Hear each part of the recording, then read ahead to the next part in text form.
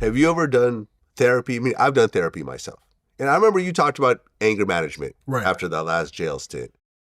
Have you ever looked into potentially like bipolar disorder or anything else like that? Or do you just not give a shit? I feel like this. I feel like everybody's fucking bipolar. And look at everything. You might be right. Look at it. And no, I'm probably exactly right. Like everyone on earth has bipolar tendencies. Some worse than others, but some of us are taller than others. Some of us are shorter. Some of us are skinnier, fatter, faster. I don't know. But the thing is that I'm not running from being dubbed anything. I'm human, just like you. Right. You could say, you know what, Game, I think you're bipolar. I say, Vlad, you fucking bipolar. Right. And we can have a fucking bipolar. People think Kanye's bipolar.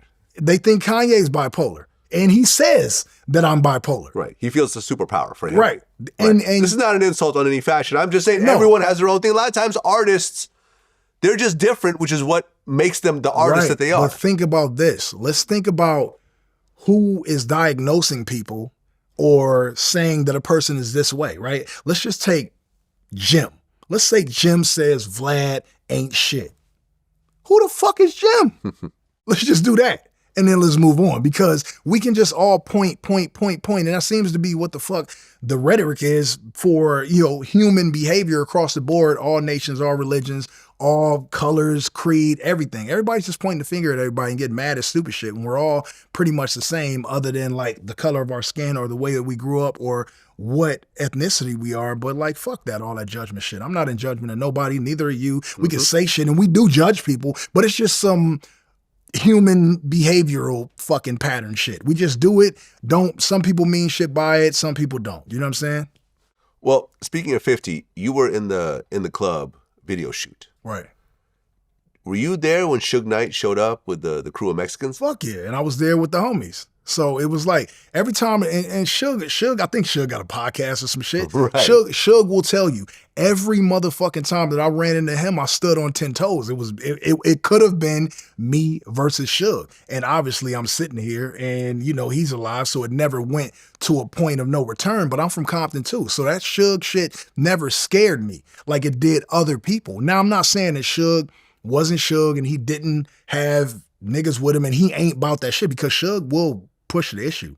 You know what I'm saying? But Suge is fucking human. And when you from Compton, not to slight anybody else from their hoods or where they're from, but when you're from a place that somebody's from, you see it like they see it. So there's no fear. We're from the same fucking place.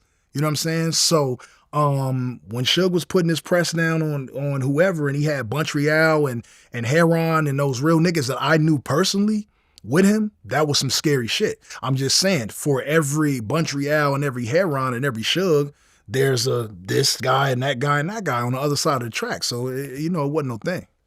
I remember Tony Yayo said in our interview that when this was happening, Eminem was there and Eminem was ready to go. Suge Knight showed up. Right. And Eminem, he came outside. He was ready to take on from whatever. Detroit. Know what I'm saying? Let me tell you, just because you a white boy from Detroit, that don't mean you tough. I know a real tough nigga, my man Matt. He a white boy. Tough.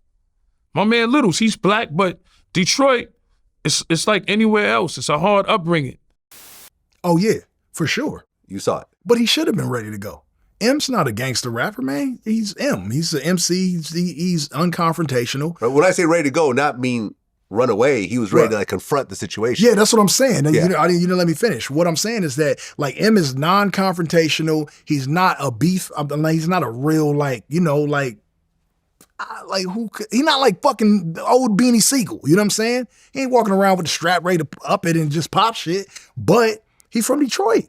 He's from Detroit, man. He's from 8 Mile, bro. And I don't know, 20, 30 minutes ago, we talked about all his niggas is niggas. So yeah, of course, M was ready to go. He was ready to go. But Dre wasn't having that. Jimmy Iovine was on set too. Jimmy wasn't having that. And I mean, we're talking about Eminem. So it wasn't in anybody's best interest for M to even get into it, or 50, because this was a huge time for him. But I was there. Face was there. All my niggas was there, and we wasn't really having it. So again, nothing transpired there either.